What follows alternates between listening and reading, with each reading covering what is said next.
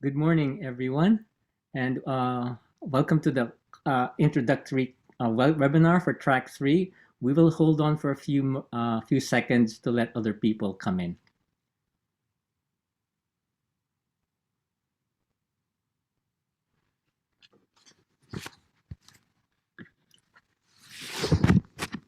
I'll share my. So that's.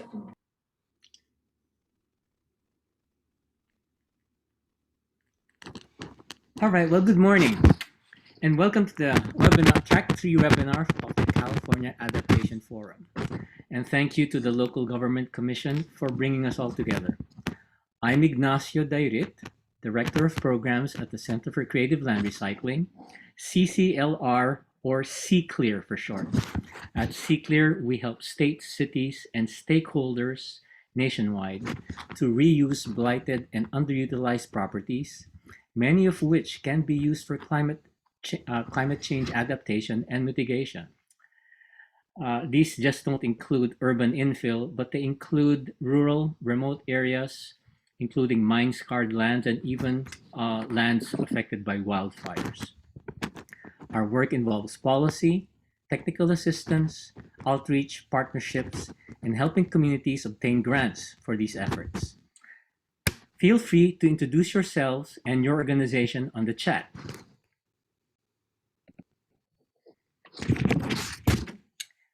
This week, the 2021 California Adaptation Forum kicked off with 2 introductory webinars. This is the third. If you missed the other 2, you can view the recordings. This year's forum will focus on the Grand Adaptation Challenge, exploring key challenges faced by California's adaptation community and opportunities to overcome these challenges equitably and creatively.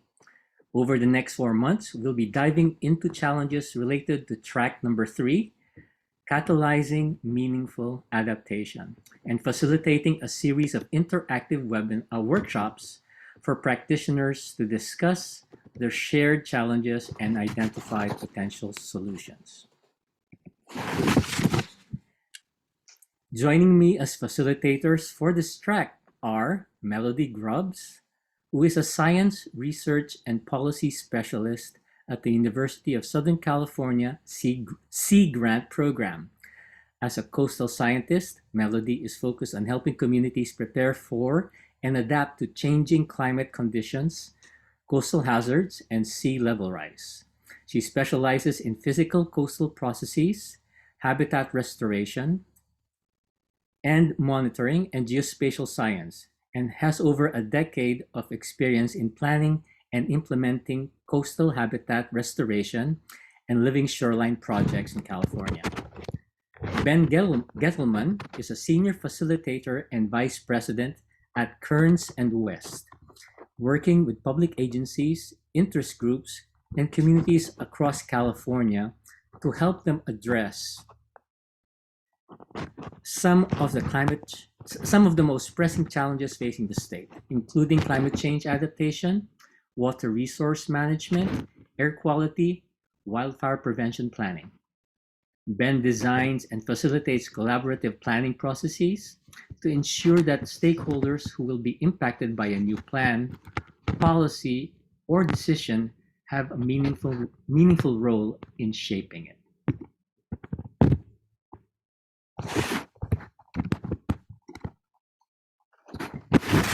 Today's webinar is intended to serve as an introduction to catalyzing meaningful adaptation action track.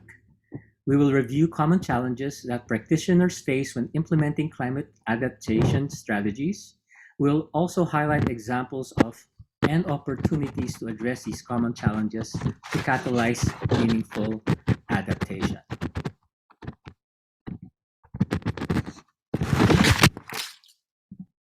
Now for logistics, we encourage everyone to use the Zoom Q&A module, not the chat, but the Q&A module, to type in a question for the panel discussion at any point throughout today's webinar.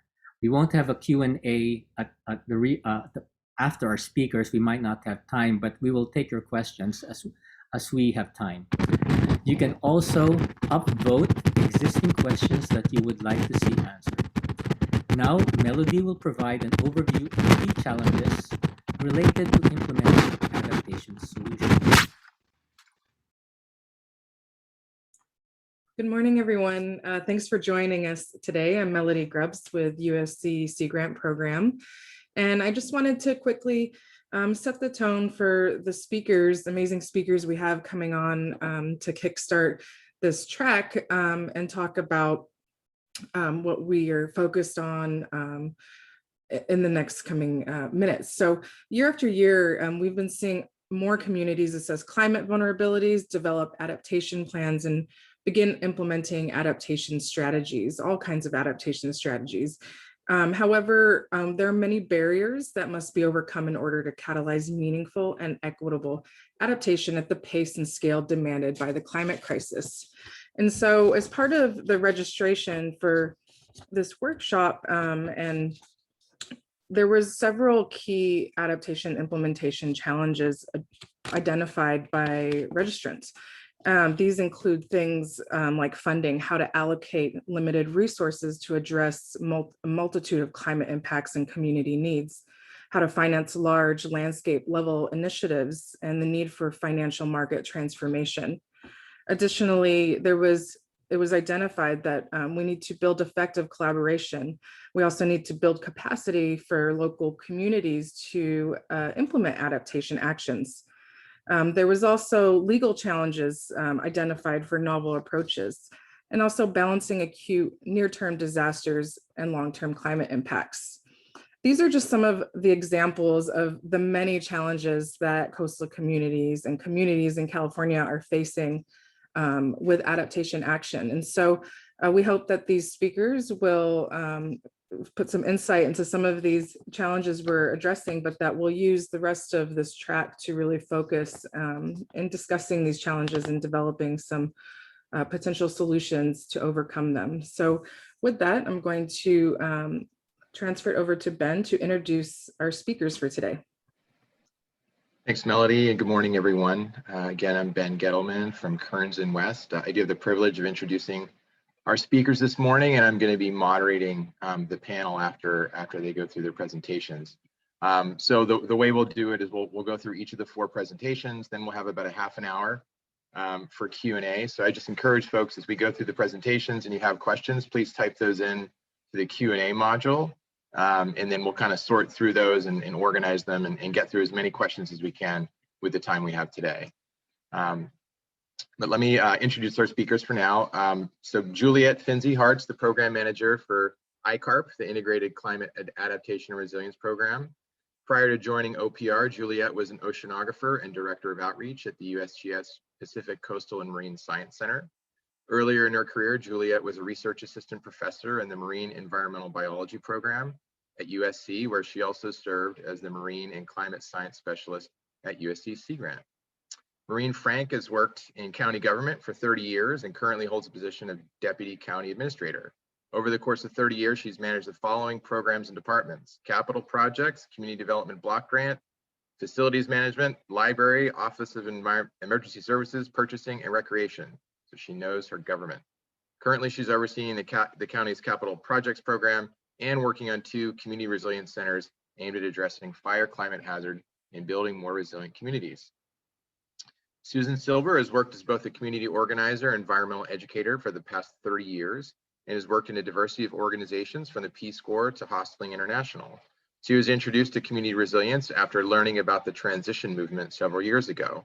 Susan went on to help organize Transition Berkeley, co-produce several permacultural convergences, co-write Berkeley Unified School District Sustainability Plan, and then founded the NorCal Resilience Network, a nonprofit organization which promotes a just transition to an equitable and regenerative future by supporting and activating community-based and ecological solutions in Northern California.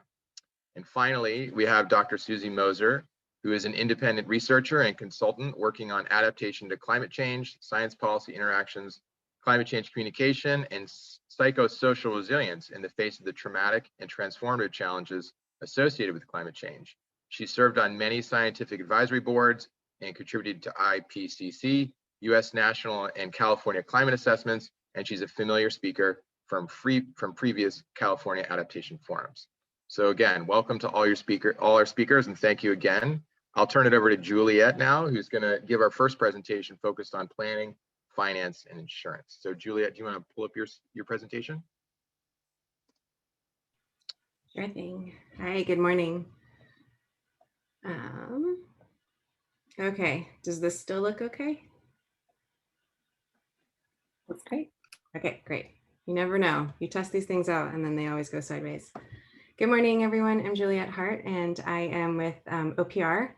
And I'm really excited to be able to talk today. I've always been on the other side of the CAF programs, and this year, because of OPR's partnership with CAF, I've had the privilege and fun of just being involved in helping get this underway. So it's really exciting. And just a plug for the other two kickoff webinars that happened yesterday and on Monday, they were excellent. And so you have access to those as a registrant, and definitely recommend it.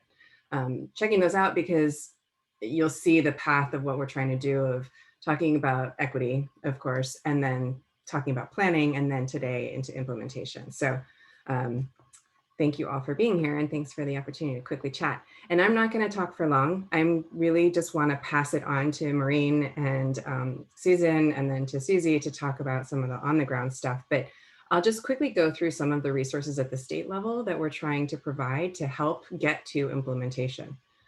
So the Integrated Climate Adaptation and Resiliency Program, or Icarp, is housed at the Governor's Office of Planning and Research, and I'm the program manager for that. It was created through legislation in 2015. The goal of it, let me just move my people pictures over, is to advance a climate resilient California for all. So it has a statutory directive to basically be the hub for all of the activity on adaptation and resilience across the state. This doesn't mean we oversee it or run. It was just really, we're there to kind of bring all the conversations together and provide this kind of space where all the different offices across the state can learn from each other, we can be coordinating on projects and ideas and processes and strategies and policies, et cetera. So it really is meant to be this kind of hub to connect the work that's happening at the state level. And since its inception, there's been a focus on prioritizing equity and really integrating mitigation and adaptation. That's the first word in our title. The two main directives that came out of the statute were to develop an adaptation clearinghouse, which serves as a resource for all of the products that are developed within the state and then from all of you. So there's a ton of case studies, et cetera, and I won't go too long into that, but happy to talk about that during Q&A if people want to learn more about that. The other statutory directive is that we were guided to establish a technical advisory council. And this really is the heart and soul of Icarp. The goal of the Technical Advisory Council is really to support and facilitate coordination among state, regional, and local agency efforts. So the council is made up of about ranging around to 23-ish people at this point, where we have 6 agency members across the agencies working in adaptation resilience, 9 local government representatives, and 9 kind of members at large, really people that represent different pieces of the adaptation sphere. So we have representation from greenlining to some other NGOs or CBOs to PG&E. So we try to have the full landscape of all the players in the adaptation space, and also geographic diversity across our enormous state. So the role of the council really is to ground us in what's happening on the ground. So we use these quarterly meetings, which are public and you're welcome to attend, and I have a listserv at the end, but really to be talking about what's going on at the local level and having that guide us as we think about how to keep providing resources at the state level. So I'll talk a little bit about some of those resources that we have to offer, but again, I'm going to whip through them because I really want to get to the people doing the on the ground work. So just a quick mention here, this is the URL, resilientcalifornia.org. And let me just make sure there's not a chat for me because I see the thing popping up. Okay. So resilientcalifornia.org is the Adaptation Clearinghouse website. There are a ton of resources on there. I don't have time to go through it all, but There are tutorials on there, and you can watch videos of how to access all the information. And all of the information that I'm talking about today is actually on the clearinghouse, so you can get to it that way as well. But really what happens is when we have our technical advisory council meetings, hold on my screen, there we go. We're listening to what they are telling us as the needs. And there's lots of different ways that we can sort of understand what the needs are in terms of where communities are in their adaptation planning. This is from a survey that was done in 2016. Several of the authors are in the audience and presenting today, Phyllis Griffman, myself, Susie Moser, where we were trying to understand from the coastal space, what are the barriers to adaptation? And focusing on funding and resources, right? That became a very clear, these have been the top 4 answers for at least the 2 times that we've done this survey.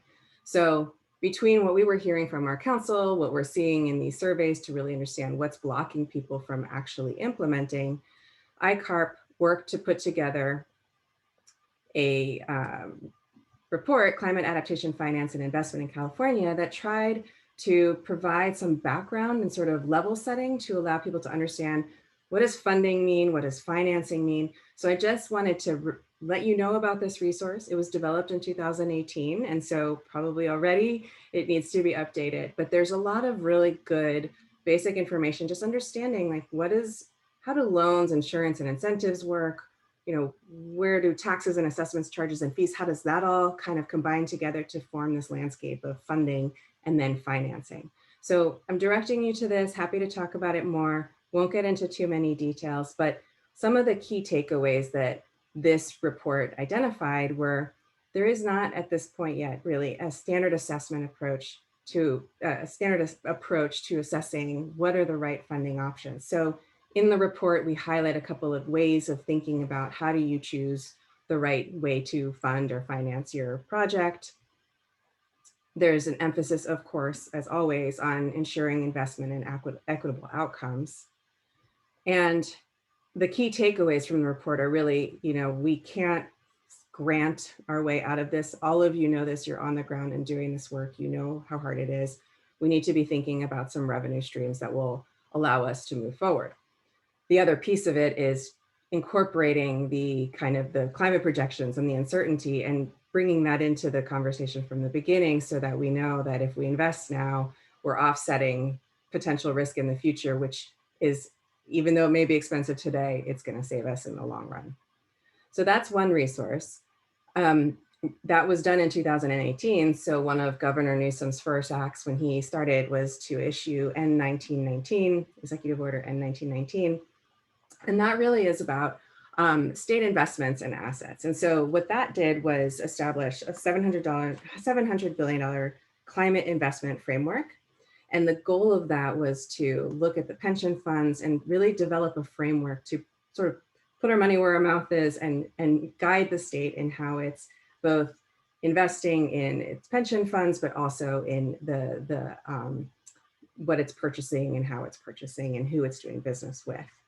As part of that, there's a California Climate Risk Disclosure Advisory Group. So this is a public-private partnership, and that work is underway. So that's just ramping up right now. And then this Coalition for Climate Resilience Investments. So all of this is very new. It's just getting underway right now. So I don't have any major updates, but just to acknowledge that we had this resource that was a response to the need out there of better understanding what funding and financing is. And now that's been operationalized through N1919. And we're in the process of trying to figure out how do you actually prioritize financing that is climate smart.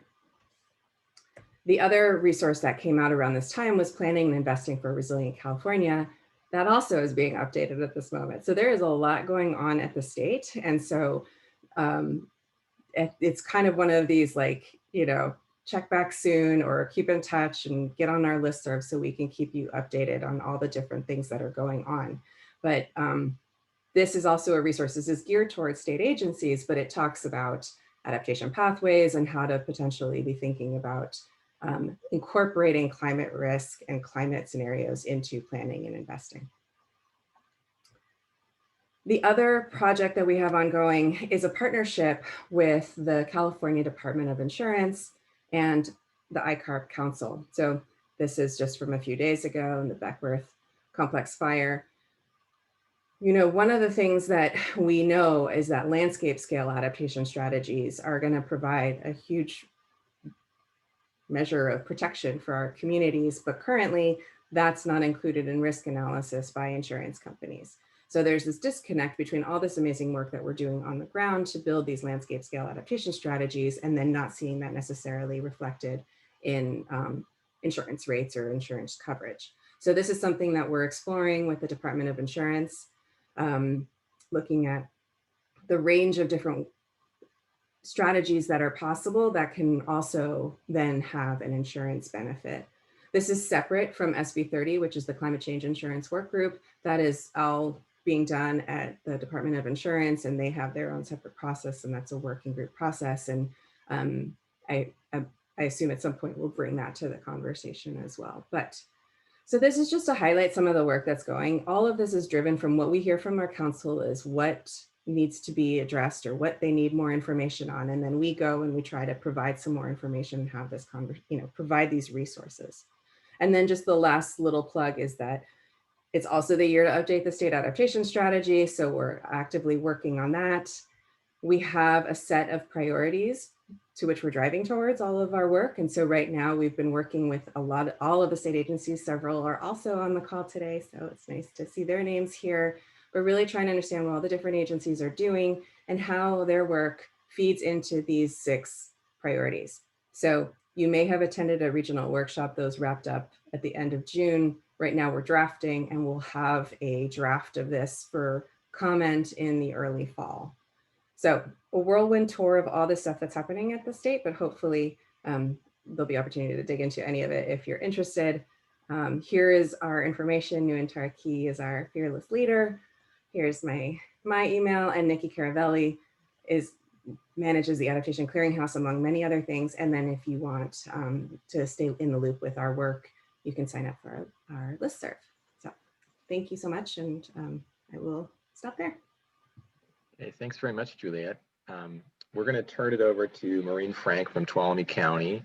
And while she's pulling up her presentation, again, just to remind folks, I'm seeing a couple of questions come through the Q&A pod, and feel free as questions come to you to drop those in there.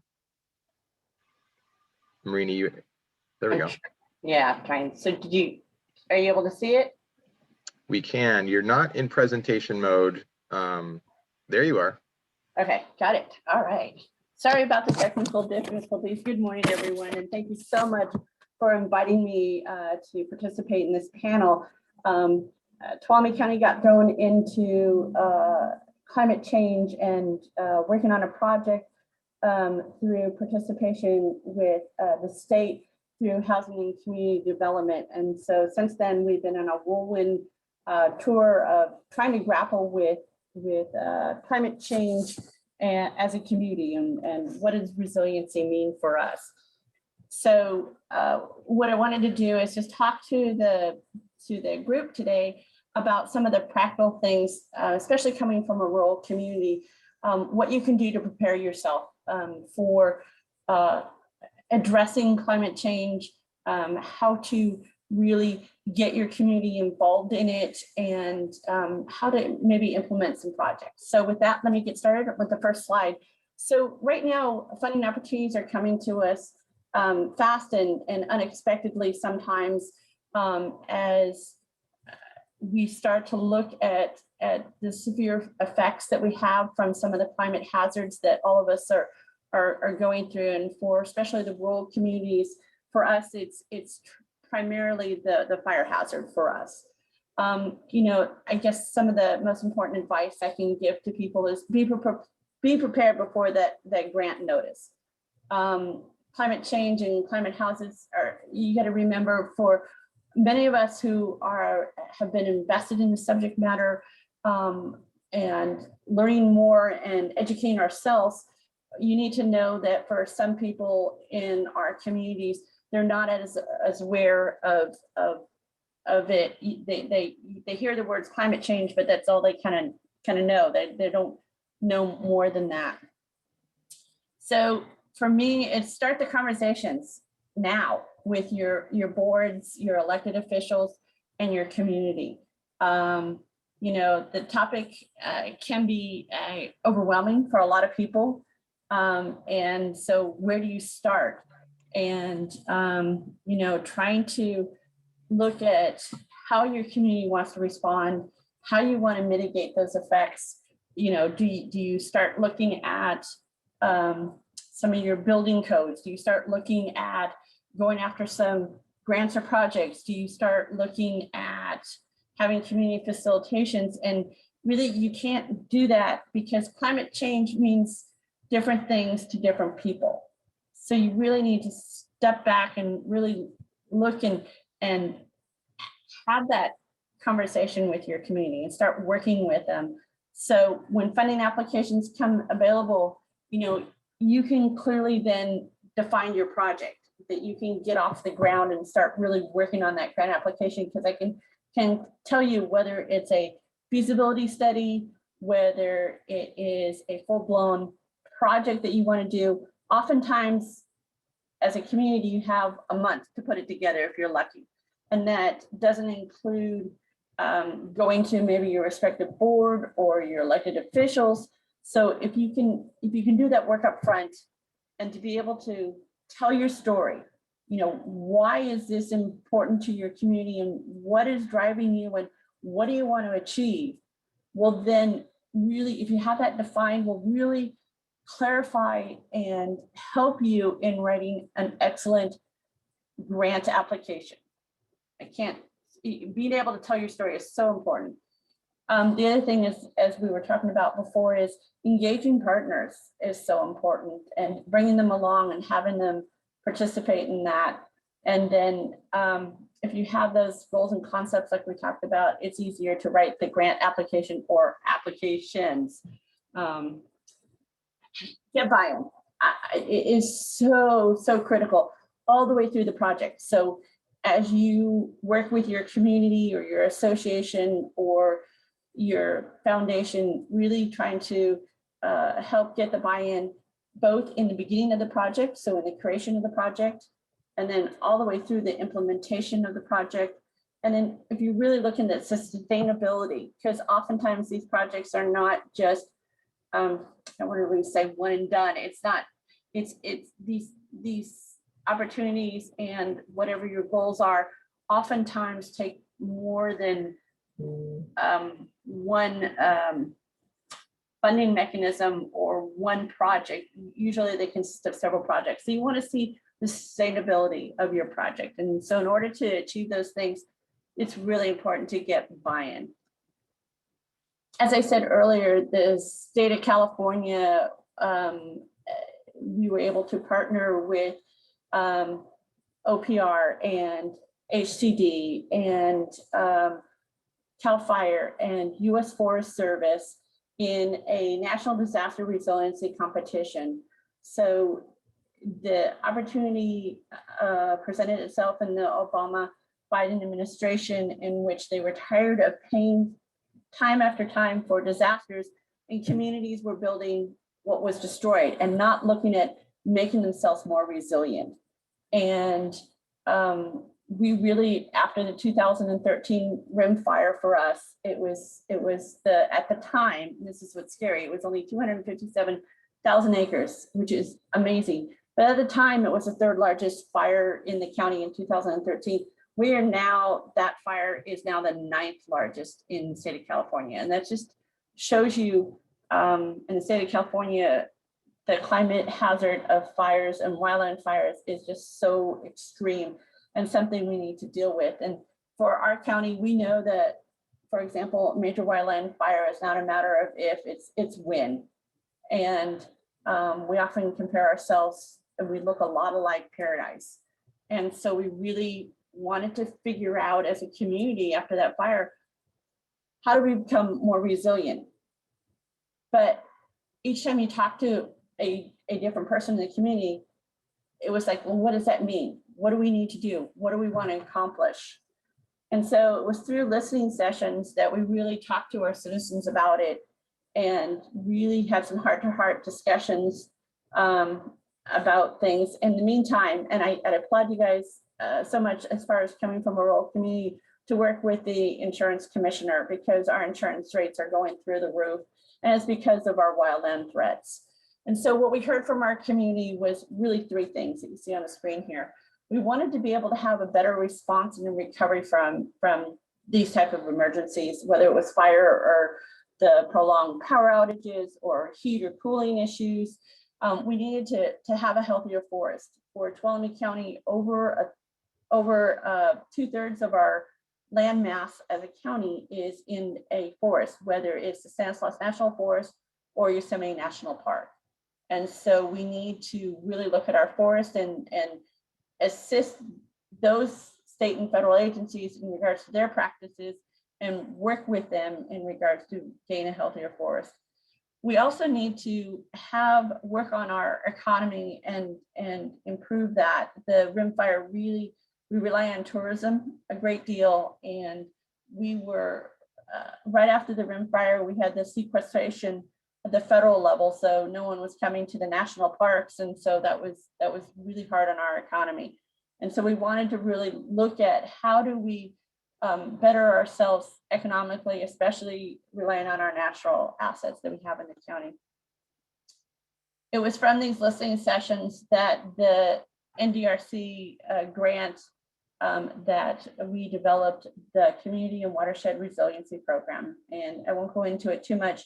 It's just that we developed 3 pillars. And in those 3 pillars for that grant, we had the forest and watershed health, we had the biomass utilization facility, and what I'm going to talk briefly about is the community resiliency centers. After receiving these grant funds, again, as I was talking about before, we knew that the only way we were going to be successful and make these community centers resilient or sustainable, and that was really big. You know, we didn't want to be a burden on the general fund. And the community was like, why are you building another building? You know, we don't have any money. The general fund's in disarray. What is the importance of this? And so the first step we did was create an organizational structure.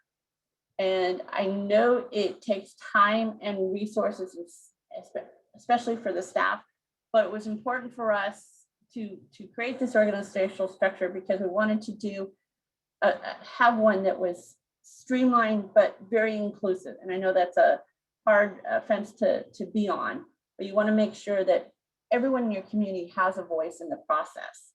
And then it was very important for us to be able to complete this project on time and within budget. So for us, we developed an advisory team, which was internal county folks that could help in different things, had different expertise in different areas, and can streamline us getting in and getting through different processes. The community stakeholders were people like our hospital, foundations, the Red Cross, and then operational people were people like city and county departments, Red Cross, some of our service groups, people that provided services. And then the most important group, again, I know they can be a pain, but it's our community at large. What were they seeing? What did they want? How were we going to make this project successful? So after talking to our community, we knew that for our community resiliency centers, there was really 2 goals.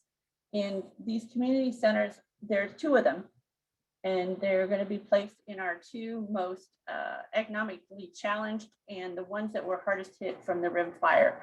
And that's the community of Groveland and Tuolumne City. Very separated geographically, but both majorly, as I said, impacted by the rim fire. So what we heard from the listening sessions was that the 2 communities had, the first goal was very basic to everyone in the county. They needed a safe place to go during an emergency event, whether it was for a warming and cooling center, whether the power was out, or whether we need to shelter people in these facilities. And then it was interesting, the second goal was very unique to the 2 communities that we were looking at for placement of these facilities. Groveland tends to be a retirement community, and they're kind of isolated up on a hill, It's very hard for them to get to downtown Sonora for services. And they really wanted to have a facility in which they could increase their social cohesion and community resilience. Tuolumne, on the other hand, is quite opposite of Groveland. They tend to have the most young population in our county. And they were looking at educational services, and they used to be an old logging town. And so for them, it was important to create a facility that fosters economic revitalization and economic resiliency. So very same center, as you'll see in a minute, but very different goals that the communities want, not government, but very important, that the community wanted to achieve with these facilities. So again, what I love most about this project is it's community driven. It's not government driven. How many times or opportunities do we have in which we get to have the community say what the building looks like? What do you want to have in there, and what services do you want to provide? And it was great to be able to have this project, to really ask them. The community is extremely invested in these centers. So what we heard from the listening sessions were then incorporated in, as I just said, the goals. And then from the goals, the design incorporated those goals into what we have as far as the plans and specs. And then in talking to the community, what services and programs do you want at these centers? We then partnered with those agencies to, once these facilities are open, we'll then provide those services. So those community members don't have to drive down. The whole concept is those residents oftentimes have transportation issues or challenges, or they can't get off the hill to come down to Sonora for services. So bring services out to the communities. So we're really excited about that.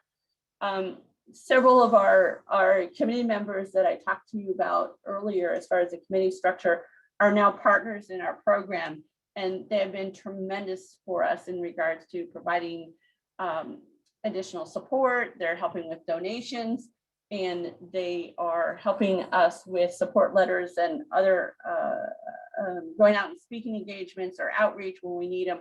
So they've been terrific. We started this project with the grant application back in 2015. Just so you know, these things take time, and you got to have patience with them. But I'm happy to tell you that both of the centers were started construction May 3rd, with a completion date anticipated July of 2022. So real quickly, this is the Groveland Community Resiliency Center. Both of the centers I'm going to show you have the same floor plan, but this is what is currently being built up in Groveland. And then here's the Tuolumne. And again, the design matches what the goals and what we want to accomplish for each of those communities. Okay, so key takeaways, because you got a lot of information here. I know I'm going fast. Again, just to summarize, talk to your community about the concepts and goals. What do you want to achieve as far as climate change and adaptation, and how are you going to become more resilient? So incredibly vital. Get buy-in. I can't tell you enough. It will help you, because these projects and getting a project from concept to implementation to sustainability is hard enough. And if you don't have that extra support from the elected officials in your community, you're gonna struggle. Again, develop a committee structure that is streamlined but also inclusive. And I know that's hard to do, but it's just so will benefit you in the long run. Don't be afraid to put negative people or naysayers on your committees. It's a lot better to have them on your committee and educate them. And I'll be honest with you, there's some that you're never going to change. It's just, we all know it. They're just always going to be that way. But at least they had an opportunity to be part of it and not be on the sidelines and trying to sabotage the project. Keep people engaged all the way through the project. It's just been incredible. You know, that's easy from, you know, posting things on your website and you know, we have a monthly construction report that goes out to the community on the CRCs. We you know, celebrate those little things. Yesterday was the big final celebration for Groveland CRC. And it was nice to see, we had over 60 people out there at 3 o'clock in the afternoon at 105 degrees. So that shows you commitment of the community. Don't give up. It might take several times. There's good concepts. Sometimes you'll need to adjust your concepts and ideas, but keep at it. It will work. And what we're working on is so important. And those conversations about climate change need to happen in the communities. So just know that it's important. So don't give up. Sometimes it's easier to implement a project incrementally instead of taking the whole bite at a time. You'll often find grant opportunities that will help you with maybe helping you, as we were just talking about, the feasibility of it, you know, or a planning grant. Take advantage of those, really apply for them and get at least that conversation going.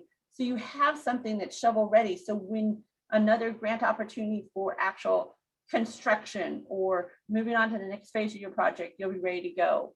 And can't say enough, reach out to coworkers and colleagues out there. There's so many people that have worked on projects and they're happy to share their information and share their resources with other people. And you never know who they know or what connections they have.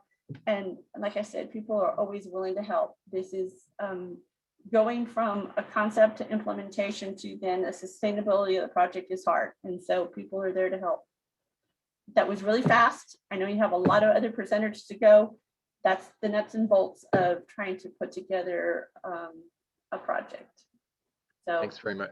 Thank you very much, Maureen. It was a great presentation, and as a community engagement practitioner, I really appreciate the emphasis on getting people involved. Let's go to our next presenter, Susan Silber from the NorCal Resilience Network. Just want to do a quick time check. We're running a little bit behind schedule, and we want to make sure we have time for Q&A. So I might jump in, Susan, after about 10 minutes or so, just with a time check. But let's go to your slides and keep it rolling here. Great, thanks so much for having me. It's a pleasure to be here. Susan, I think you need to share your screen. A lot of files. Very busy. There we go. Hey, can you see that? Yep, we're good. Great, thanks so much. Again, I'm Susan Silber, the founder of the NorCal Resilience Network. We are a tiny nonprofit based in Berkeley, California. Yeah, we're catalyzing a just transition to an equitable and regenerative region by supporting and activating the community-based and ecological solutions in Northern California. It's a regional approach. And I just want to acknowledge that we're sitting here on Huichin territory and the Ohlone people. And we're very much rooted and centered in racial and social justice and the just transition principles. So we like to say, how can we be ready for anything?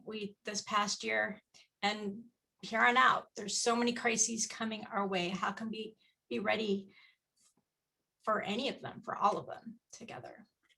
And we're really focused on the social networks. How can we be of support to each other, build community as we're building resiliency together? So I'm going to speak a lot about that during this presentation, the community, building community.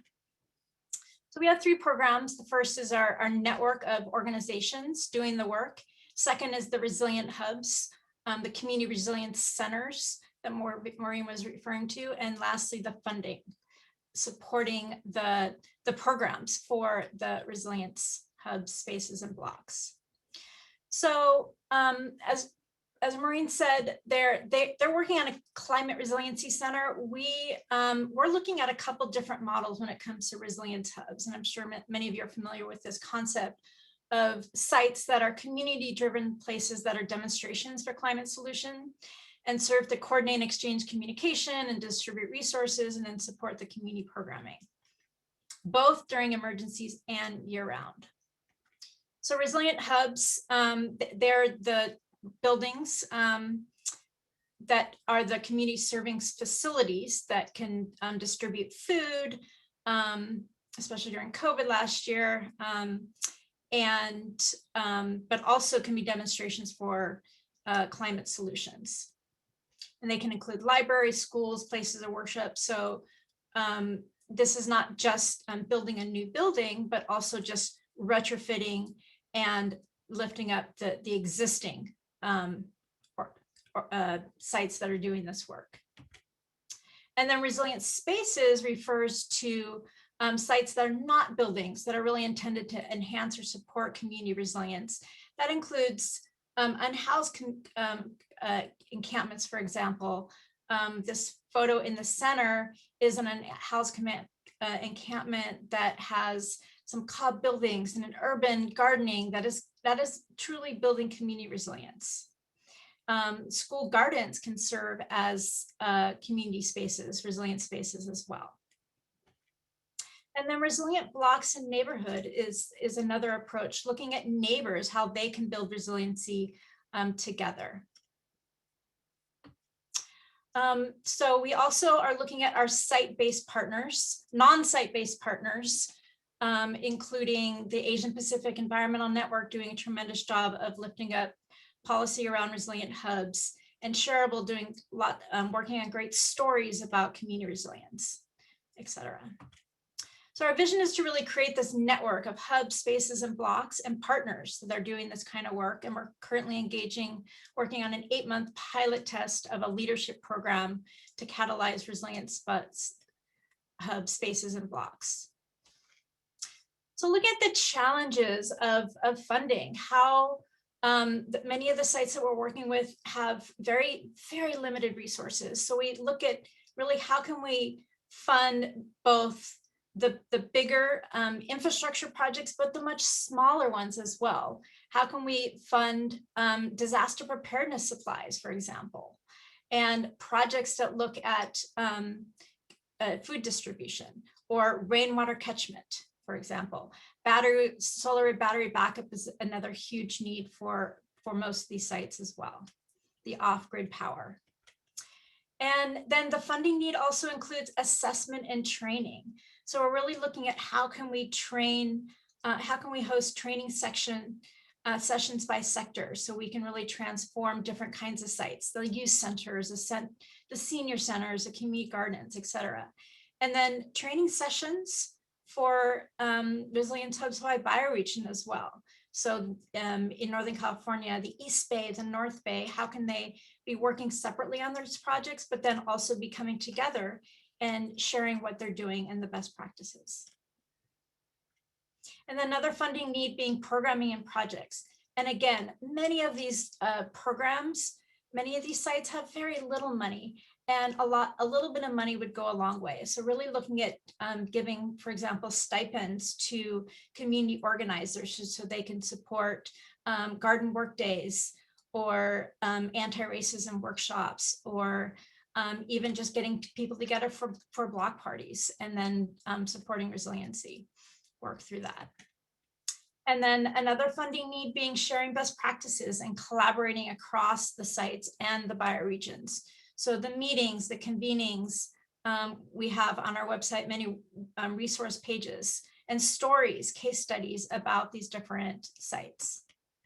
So one of our visions is to really create what we're calling for now a Just Resilience Fund. So an intermediary fund with both private and public dollars that redistributes funding to these place-based projects and community groups, and really prioritizing those smaller projects, because we know that government funding, it's very challenging to get funding to the much smaller projects. And we really want to implement this in an equitable, community-based, and democratic process.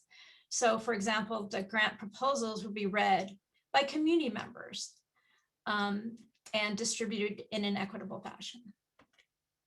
So again, looking at how these problems can become the solutions. We know that 90% of foundation dollars go to 10% of the organizations. And how can we get money, again, to these grassroots projects? And we know that there's a big surplus in California, but government funding doesn't trickle down to the grassroots. So can we just redistribute the funding to the smaller projects? And much of the money goes for infrastructure, but how can we distribute as well to capacity building projects and to community organizing? So looking at some of the ways that we've done, just some examples of projects. To your left, we have, we got some funding from a local water agency and funded a 5,000 gallon rainwater catchment system that's going to be used to distribute water to neighbors. And then funded a mini festival in an unhoused encampment called Cobb on Wood in Oakland. So those are some of the projects we've raised money for and then redistributed funds for. So another challenge looking at effective collaboration across the distribution, jurisdictions, sectors, and organizations. How can we unsilo this work, especially between private, the smaller community groups and the local governmental agencies? So that's part of the work we're trying to do in our 8th month training. So our approach, again, is co-creating these training and visioning sessions for the resilience hubs in collaboration with the local governments and by sector and by bioregion, and really supporting the coalition building. We are starting to create these cross-sector working groups for food, water, energy as both local government and community groups. And, you know, for local governments, we really encourage you all to build staff time for this important community engagement and supporting these private-public partnerships as much as you can. We really look at the resilient hubs at this work as just an ecosystem where we're looking at how can we get the businesses, the networks, the local governmental agencies, and the community-based organizations together involved in this process to build resilience. Another challenge, looking at how do we engage the public and get the political support for this? There's $350 million, for example, on the table for community resilience centers, for resilience hubs. How do we get the political will to actually fund this kind of work? So looking at, as Maureen alluded to, how can let's share stories and promote the co-benefits of these climate resiliency, these adaptation programs. It's not just about the infrastructure, it's about what these kind of programs are, how they're affecting people who are part of these projects. It's promoting violence, it's building food security, it's building bridges across differences, it's supporting youth development with many of the projects. As one example, this is a project that we help to support as part of the Dream Youth Clinic. It's in Oakland, and they built a community garden right next to it. And they are, the youth helped to envision what the garden would look like. And we've helped to support them with various work days with volunteers. And the youth are learning so much, not just about community resilience, but also just about how to work together and about healthy food. And it's providing a safe space for them to be. Another example is this resilient block, La Colina Community Circle, a neighborhood in El Sobrante, which has done an incredible job of building resilience together. They have regular work days, they have block parties, and it's really just a model example of a resilient neighborhood. They put in swales around with various neighbors. They do disaster preparedness together. Imagine if we had neighborhood organizers all over the state. They were actually paid for the work that they are doing and got support for these kind of projects. So we really see the community as just first and foremost when it comes to resilience. And I will stop there. Thanks very much, Susan. That was a great presentation. Let's go to our final presenter for today, Susie Moser. Welcome, Susie. And again, just a reminder to folks, if you have questions that you want us to get to in the Q&A, please drop those into the Q&A pod in Zoom. So I'll turn it over to you, Susie. Great, thank you so much. And thank you for these amazing presentations so far that I listened to. Just before I get started, is this in the right presenter mode for you? Yes, we're good. Okay, great, wonderful. So thank you all for inviting me to this and for this opportunity to add to these great presentations. What I love as a sort of, cross-cutting theme for my presentation is we heard from the state, we heard from a local government, and we heard from the neighborhood level. So, very different efforts, capacity building, building the social capital, building projects, and setting the policies and guidelines and support mechanisms at the highest level. How do we know any of this is moving in the right direction? I mean, that's really the big question that I'm trying to get my head around in my little presentation here. And, when you hear measuring progress, resilience metrics, it's like, oh my God, it just, here comes again, the performance machinery.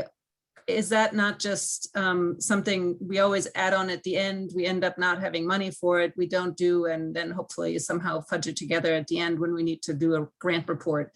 What I'm trying to get at with my little presentation is to say, can we make this measuring of our progress and success actually work for us and improve the adaptation process along the way?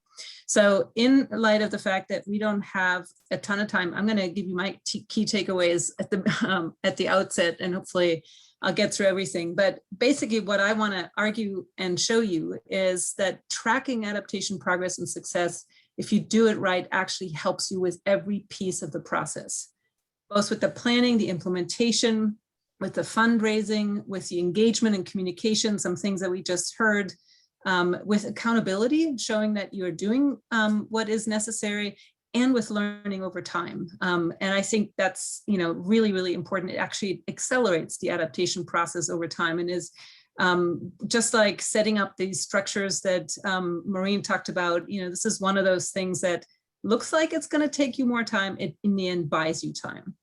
The second key takeaway is that if you develop and use adaptation indicators and metrics, or as you do it, you can do that really throughout the entire plan. It's not the thing you do at the end. You just build that process in as you go.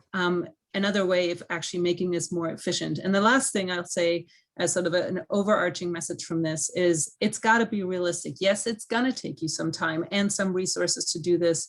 And there are ways in which you can leverage existing processes, data, and capacities to make that much more affordable and efficient, and actually, in the sense that I just described here, actually well worth your investment.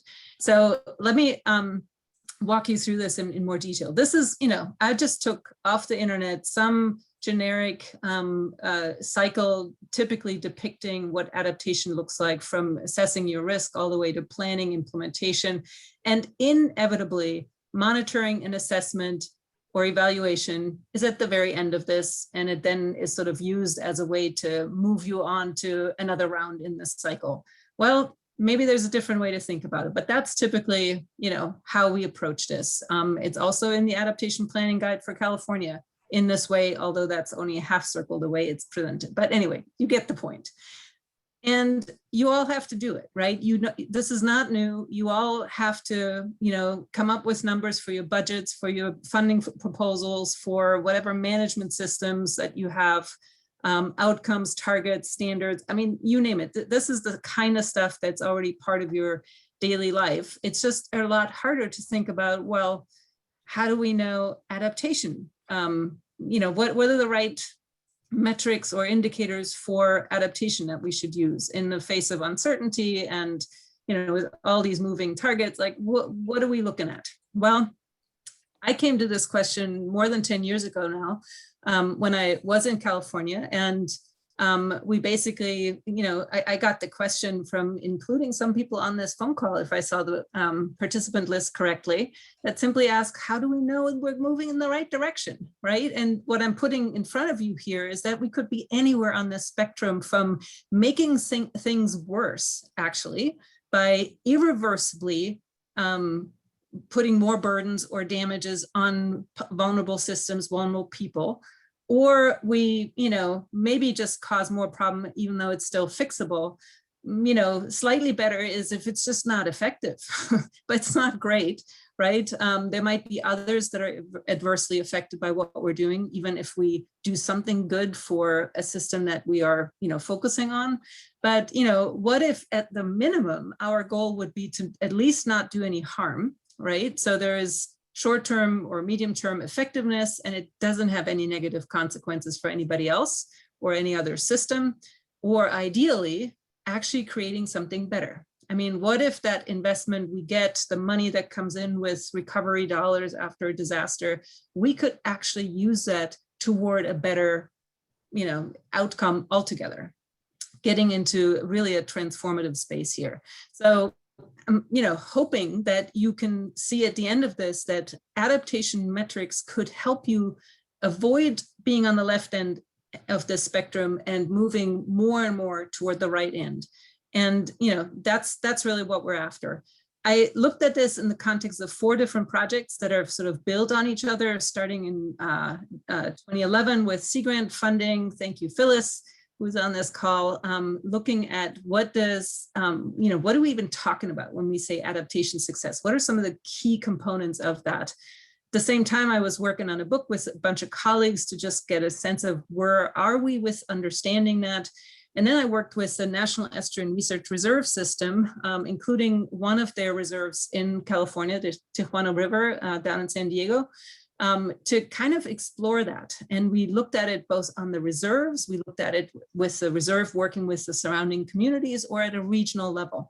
In Tijuana, it was actually both at the reserve level and looking at the San Diego region more broadly, what does adaptation success mean and how would we measure that? How would we get there?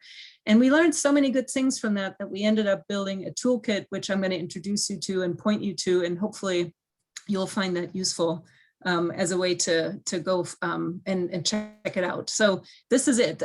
It's actually very simple, resiliencemetrics.org, if you want to check it out.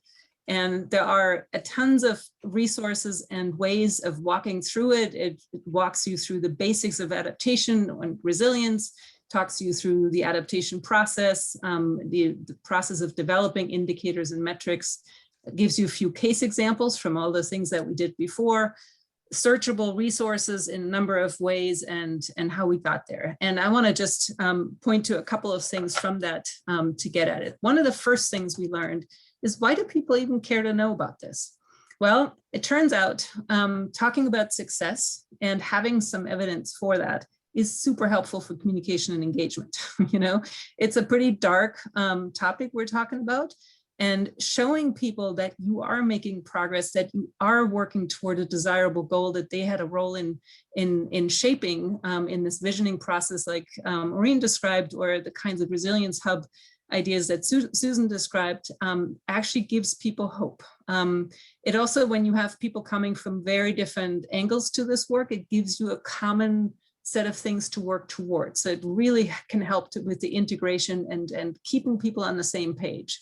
It also, of course, helps with deliberate planning and decision-making, both to make sure that it's internally consistent within, say, your local government or within state government, but also to make it fit with other things that a state might or a local community might do, so that your policies around, say, economic development don't go completely off the rails and contradict what you're trying to do with climate action.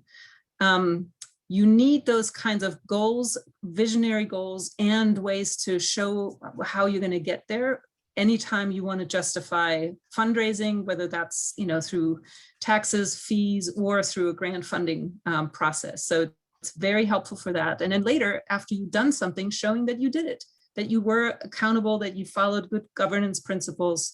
Those are really important reasons to do this. And the last one is, of course, that you want to know, is it working? What has worked? What has not worked? Do we need to adapt it because climate change has gotten worse and you need to move in a new direction or up your adaptation effort? So for all these reasons, it's important to do this. And of course, I always get this question. I'm going to put it up here now. Is there like a standard set of indicators? Can you please just quit the presentation and hand it to me? Or is there, a way we can develop some that are really specific to our context? Well, turns out that having one or the other is actually almost diametrically opposed. It's typically easier if I just handed you a bunch of indicators. They're easier. You probably can already draw on data that you have. It would allow us to compare from community A to community B, from state A to state B, but they're not very context sensitive, right? They basically, regardless of where you are, whether you're up in the Sierra or whether you're on the coast, same indicator. That probably should raise some question marks in your mind. And whether or not they're super telling you about whether you're making progress is another question. It might, but not maybe as sensitively as you might want. And quite frankly, most of these standard indicators that are out there don't fit most of your projects. I mean, think about just the things you've heard for, in these 3 presentations before me, and you have one indicator or 5 indicators to show you progress. Say, we've avoided X amount of damage. Well, it doesn't fit most of the things that you just heard about. So is that really helpful? Well, the targeted one is, well, that requires more work and effort to put them together to identify what's meaningful. You might have to collect new data that you don't currently do. Makes comparison then much more difficult if city A looks at something that's completely different from city B, but they are more context specific, right? And of course, it's in many ways then more helpful to inform and guide what you want to do and is more useful and meaningful to the stakeholders you want to engage. And then finally, it's more likely that they actually are directly applicable to your project. So you might say, well, what's the answer? This or that? Well, typically I say both. You need maybe some standard things that states track so they can be compared to each other. And then there might be some things cities track, but then there's also, it's got to be something where you have more flexibility to get those customized indicators. So again, coming back to this, I said before, I think it's really important to embed indicator development and use throughout the process. So forget this one, but it's that same planning cycle that's here at the center. Generic planning cycle. And what you find in the toolkit that I described to you earlier is that we have a stepwise process to walk you through each one of these steps of developing the indicators and using them along your typical planning process, whether that's a hazard mitigation one, comprehensive plan update, local coastal program update, whatever. It's just basically you fit the next step of indicator development into that cycle, whatever it is in your context. So say, for example, here you start with, we assessed our risk, now we need to design what we want. Well, we have one of the steps in the process of indicator development is to actually vision the future that you want so that you know what you're working toward. We have job aids for that, facilitation tools and examples in the toolkit. And this is another way you can look at it here. Once you get to the indicator development, you see on the left-hand side in the drop-down menu, these are the six steps of the process. For each one, you find a step-by-step explanation of how to do that with do-it-yourself facilitation tools, case examples, or how we did it in our process, and a list of indicators. And this is just a sample indicators to get your brains going of like, what would we do? How would we do that? So here's one example of that, focused on social aspects where, first it starts with an indicator, something that indicates what you're interested in. And it's always tied to an adaptation strategy. So we found in our work that indicators tied to the thing you plan to do are much more meaningful. Then we have specific ways to measure that. And there's not just one way to measure that typically. And there are different dimensions of what that speaks to. So is it about the process? Is it about the capacity?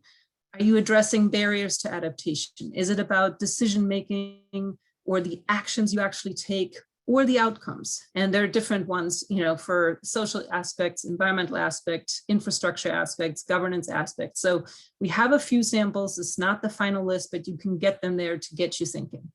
What else can the toolkit help with? Well, just to answer the question, well, what's a good indicator? Because there are 1,000 things you could possibly measure, but how do you know what is a good one? What's a good adaptation process? What's a good decision? What do we think of it when we think about a good outcome? Oftentimes that means, as Maureen and Susan were both describing, you need to get the right people in the room. How do you do that? How do you know you got all the right people? How do you build trust, especially if there has been contentious issues or you have difficult people in the room, as Maureen was saying? What about dealing with trade-offs? Inevitably, they're there. How do you prioritize? You could measure so many things, but you don't have that many resources. You don't have the staff capacity. So then there's also the issue of how do you minimize the costs in developing and tracking them? I'll come back to that in a moment. And then how do you communicate and use these things? So on the issue of minimizing in cost and developing them, this is just an example of one of these job aids where we, everything we've learned so far, we put into a job aid like this with strategies to minimize the monitoring and evaluation costs, and then also strategies to ensure that it actually gets done. Really important, minor detail. So with that, I just want to end and say, besides our toolkit, there are other things out there. The UK has developed a tailored or a guidance for how to do that, to develop your own tailored indicators and metrics. Scotland Adapts has a really interesting framework, capabilities framework. There's something like that even for California. Whoops. I don't know what just happened. Sorry about that. I guess my time is up. And then there's an international platform where more adaptation metrics are being developed. So with that, I'll stop. Thank you very much, Susie. And thanks again to all of our presenters. It's really great information. And to your point, Susie, really helpful to have different perspectives from government to the community to research to sort of state government. So thank you all again. We've got some really good questions coming through the pod here. I'm gonna tee one up here. Here's the question. So it's sort of a vision question. I'd like to just invite our panelists to travel in time a little bit to 2030. So 9 years from now, the adaptation field has evolved in a way that makes you feel confident in our collective ability to implement climate adaptation solutions. Some of the challenges remain, but major blocks have been cleared. Coming back to the present time, where do we need to focus our attention in order to get to 2030 successfully? So Susan, maybe we could start with you on that. With me. Yeah, I think it really is about starting with that vision with people today. What do we want to see in our neighborhoods or communities? What do they want them to look and feel like? And look at these as both challenges and opportunities, and being real and honest about the challenges ahead of us.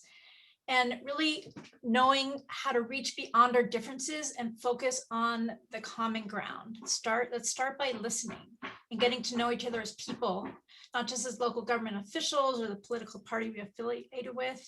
And that really does, I really do believe that community organizing projects, like focusing on the smaller projects as well as the bigger projects, really make a world of difference. And going back to the community and asking what they want, what they need, and embedding, as I stated earlier, resilience into everything: the schools, the libraries, the youth programs.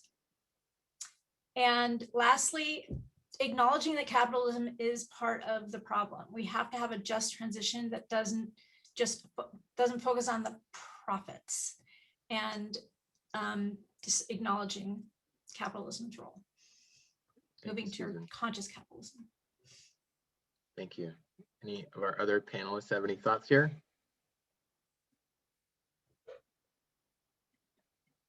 Maureen, you're on mute if you're trying to. No, I just think what Susan said was right on, as far as continuing to engage your community. Just because you started on a project, I think between now and 2030, we need to continue the conversation and continuing to adapt to the climate hazards and to continue to work on projects. I don't think it stops. I think it's ever going, whether it's the education portion or then the implementation of a project. I'm happy to jump in, although Juliet, I'm going to steal some of your thoughts there from the survey.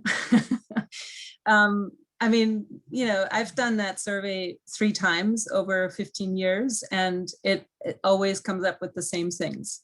money, staff capacity, money, and more staff capacity. So I think what I'm hearing and what I'm observing, what California is doing is to provide a policy context. It provides more funding streams. And the examples that we just heard from Susan and Maureen are about building the capacity, building the structures through which people can actually make that work, and embedding in them the values we want to see in 2030, I think is really critical. So the equity centrality to, not replicating the destructive and exploitative systems that we work within. I think that's exactly the right thing. That's transformative work, and building the social capital to actually hold the glue together, hold it together, I think is what we will need. So I think you're all on the right track here. We just need to scale it up really, really fast. And I can just pile into the conversation.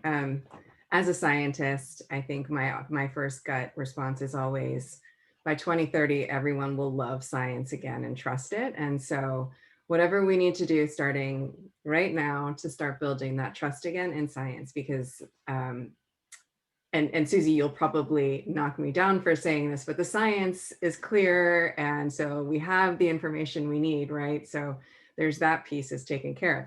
However, the other side of it is the political will piece of it. And so I think, Susie, what you just said, what we've seen a lot of success with, we just had this small pot of money for planning grants for fire affected communities. And just having that resource in this one particular instance, and I know there are a lot of other programs that provide these planning grants, but just supporting communities to be able to plan and have these conversations. It's expensive and time consuming, et cetera. So ideally there's funding to do that kind of work.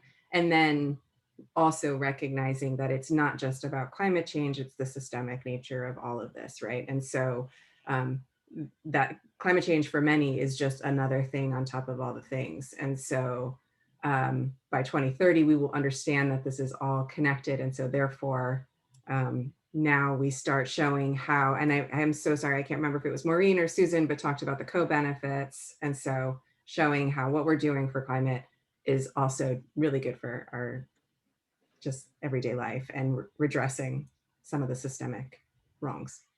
Mm-hmm. Ignacio, it looks like you might have a thought here. Do you want to jump in? Right, and it actually does reinforce everything we've heard from the speakers. Money and capacity.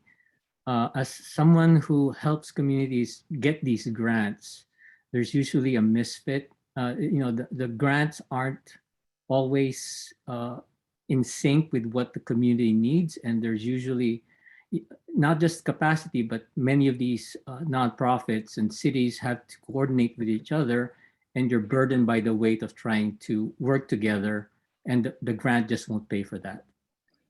And as well as the metrics don't really suit, there's a mismatch in metrics. So that's something that maybe the government agencies can look at. Thanks, Ignacio. And so I have a question. So we've certainly emphasis as it should be on funding. We've also talked a bit about political will and kind of building that awareness into your process as we sort of all work as practitioners.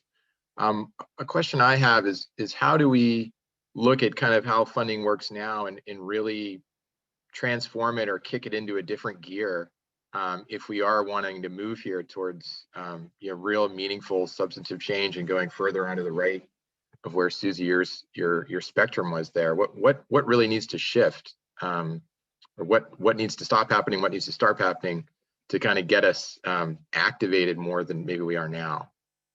Any thoughts there? Just put a report into the chat here that we did for the fourth assessment, which looked at this commonly heard thing, well, we just don't have enough money to do climate adaptation. I've heard it just about 2 million times over my career, and I was really interested to figure out, well, so what's behind that? Can we look under the hood of that statement? And what we came up with were basically what we called archetypal patterns. They're really common patterns shared really across the different geographies, the different types of communities, different sectors, different sizes of communities that just show up again and again and again. And one of the things we learned from that is that, you can focus just on your adaptation budget or adaptation funding, whatever, and it just doesn't address nearly enough of the issues that are there. The capacity issues, the funding issues are deeply intertwined. I'll give you one example. The state of California has a limitation on raising local government taxes, right? You can't just do that. That means everybody is dependent on going for grants. Okay, so everyone wants to do, getting a grant for their adaptation funding. Well, with a very limited pot out there, never enough for all of that. And the implementation is about 10 times, an order of magnitude larger than planning itself, right? And it's so often these planning grants don't cover everything that we need to, and so on and so forth. So you can't just, say, oh, let's put a few more $1 million per year into the pot. It's never going to be enough.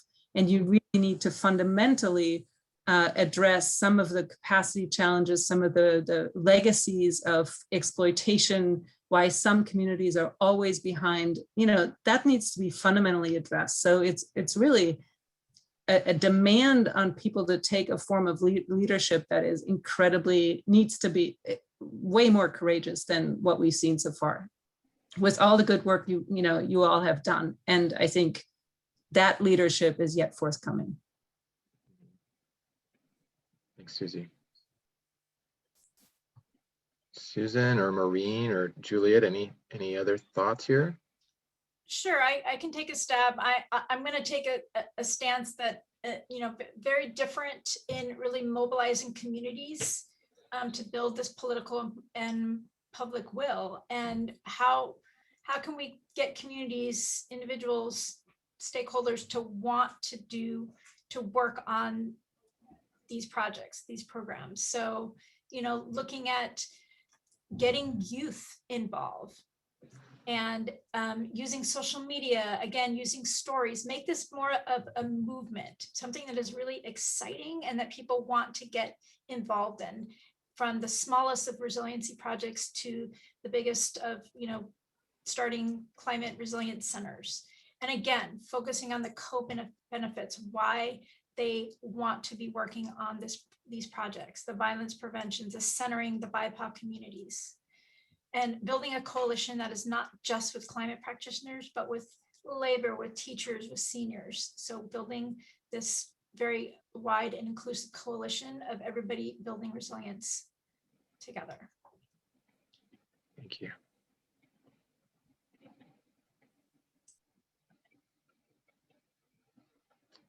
Okay. All right. Well, I think that I'm mindful of the time here. I want to make sure that we're respectful of everyone's schedules. Julia, I'm hoping we can pull up the final slide here. Okay. I'm just going to talk a little bit about the track around meaningful adaptation action. I thought the presenters today really kind of helped seed this track with some really interesting things to think about, some areas we can dive into. And just showing you here that we really do have sort of going into this with an open mind, and we really want to get some input from you all in terms of where you want to kind of take this conversation collectively, and really what you're hoping for in terms of outcomes. I mean, certainly recognize that our panelists alone have done so much really important and valuable work on this topic, and really try to think about collectively with all the brain power here, what do we all want to do together over the next couple of months. So our current thinking now is our next workshop's coming up pretty soon on July 26th. We really want to do even a sort of a deeper dive into these implementation challenges, flesh out some solutions. So this is going to be a little bit more of a back and forth. So less just presentation, but more, we'll probably get into some breakout groups, really have the opportunity for folks to interact with one another, share their experiences, and just sort of continue the conversation collaboratively here. So we're interested, if you have ideas about things you want us to get into, if you have sort of perspectives you'd like to have brought into the room, please follow up with us between now and the 26th, and we'll try to really fold that in as we plan this. And then in addition, sort of where we're going at the end, sort of with the outcome in mind, that's another thing that we, please fill up the chat with any ideas you have. And then after this presentation as well, I think we're all on an email thread that we can sort of stay in touch with. So we're very interested to keep this sort of like an ongoing collaborative planning process. And I think we're going to have some really interesting conversations where we'll try to feed in panelists from experts like we had today, just to give sort of a sense of best practices and the ideas out there, which I think we all really appreciate. So with that, I think we're done for today. So again, I want to thank all of our panelists today for your presentations and taking the time to speak with us. I want to thank all the folks who attended the webinar today. We really hope to see you on the 26th, and then for the follow-up workshops as well. And again, feel free to be in touch through the chat or through the email, and maybe Julia, that email you can put in the chat so folks have access to that. Yes, absolutely. Thanks so much, everyone. I know we have just a couple minutes left, so I don't know, Susan, Maureen, Juliet, Susie, if you have any quick final remarks to share, especially as we start to head into the interactive workshops, anything that you want to emphasize that you mentioned or things for folks to consider, feel free to jump in.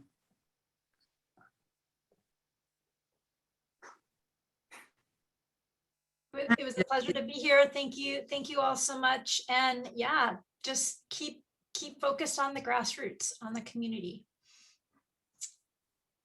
I would just add, it's great to have these forums for learning. I think that really will speed up we don't have to reinvent the wheel everywhere by ourselves. I think silos and separation is the biggest grit here in this mill. So the extent that we can use the forum really for quick learning, I think that's really going to be key. I would just echo that in regards to reaching out to your colleagues and asking them if they've been through it and best practices and learning from what others have done. It's great. It's hard enough to start from scratch, but as Susie was saying, there's so much out there. Just do some homework and reach out to colleagues. And then reach out to Ben, Melody, and Ignacio, because we want to, the idea behind CAF this year, right, is to bring these in and workshop them. So if there's something you want to work on, let us know, and then let's dig into it and share those lessons and have these conversations. And thank you so much for coming and for the opportunity to present. Great. Thanks so much, everyone. And yes, we will be launching the email listservs this week, so you can expect to hear from us. We'll share the recording of the presentations out, and we'll also try to get some input from everyone part of this track as we start to pull the first workshop together. So with that, huge thanks to all of our speakers. If we were gathered in person, I think we would hear a loud applause, and to all of our facilitators for organizing, and to everyone else for joining. Hope you enjoy the rest of your week, and we'll follow up very soon. Thanks, everyone. Thanks, everybody.